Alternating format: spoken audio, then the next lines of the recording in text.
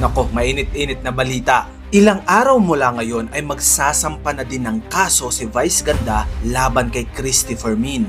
Asoka Challenge, gumawa ng piliin ng Pilipinas Challenge, magdemanda na rin. Ano gusto yung pagawa sa...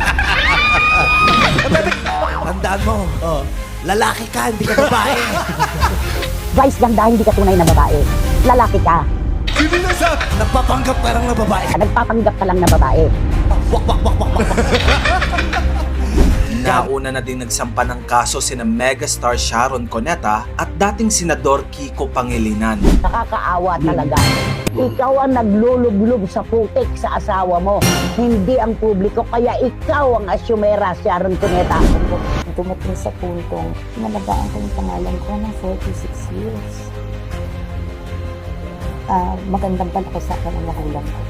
At higit sa lahat, sabi ng 3 anak ko, mabuti akong ina. So, napakasakit sa akin, napaka-patang-patang. So, Ang unang artista na pumalag sa taong ito ay si Bea Alonzo na tila nag-udyok sa kapwa niya artista na labanan na ang Marites columnist na si Christopher Min. Sa complaint affidavit ng aktres, nakasaad na biktima siya ng mga mali, mapanira at malisyosong impormasyon na ikinalat-an niya ng 3. Kabilang dito ang anilay di tamang pagbabayad ng buwis ng aktres. Record, this is the very first time that Bea is doing this. She has Ngunit sa kabila ng lahat ng ito, tila hindi natitinag si Christopher Min. Yung karapatan mo, Bea Alonzo, para magsampa ng kaso laban sa amin ni OG Diaz at sa iba pa naming mga kasama, yan ay hindi namin hinaharangan. Pero kung ito ang naging dahilan para busalan ninyo ang bibig, opinyon at malaya naming pamamahayag, ay nagkakamali kayo. Gumawa ka ng maganda, Bea Alonzo, patuloy kitang papalakpakan, patuloy kitang pupurihin. Pero kapag ikaw ay nagkakamali at sablay ang iyong ginagawa sa mata ng publiko at sa aming panlasa, ikaw ay aming paaalalahanan at tatapikin. At sabi nga, kayo ang nagdemanda. Ikaw, Bea, ang nagsampa ng kasong libelo laban sa akin, kay OG Diaz at sa aming mga kasama. Ano ang ating sinasabi?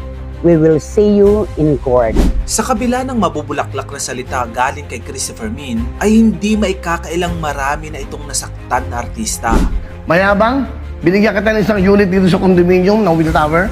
Regalo ko siya, binigyan kita ng brand yung kotse. Ngayon, sasabihin mo ngayon, sa vlog mo, mayabang ako? Kung ang ibang artista ay bukas sa pagpapahayag ng kanilang sama ng loob kay Christopher Min, iba naman ang atake ni Vice Ganda kung saan pinapatulan niya ang kolumnista gamit ang kanyang humor at komedya. Tandaan mo, lalaki ka, hindi ka babae. Vice Ganda, hindi ka tunay na babae. Lalaki ka. Nagpapanggap ka lang na babae. Nagpapanggap ka lang na babae. Kuya pa yung lagay na yan. Yes, kuya ba yan? Wak, wak, wak, wak, wak. Ganon! May mga naglalabasan ding mga usapin mula sa kampo ni Vice Ganda na magsasampa na din di umano ang noontime show host laban kay Christopher Min.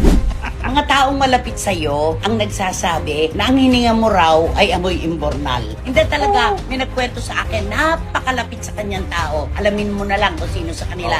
Ang sabi niya, ang lakas-lakas ng loob niya na mamintas. Diyos ko, kung alam niyo lang, ang tindi ng amoy ng hininga niyan, parang bulok na daga. Asoka Challenge, gumawa ng piliin ng Pilipinas Challenge, magdemanda na rin. Ano gusto yung pagawa sa...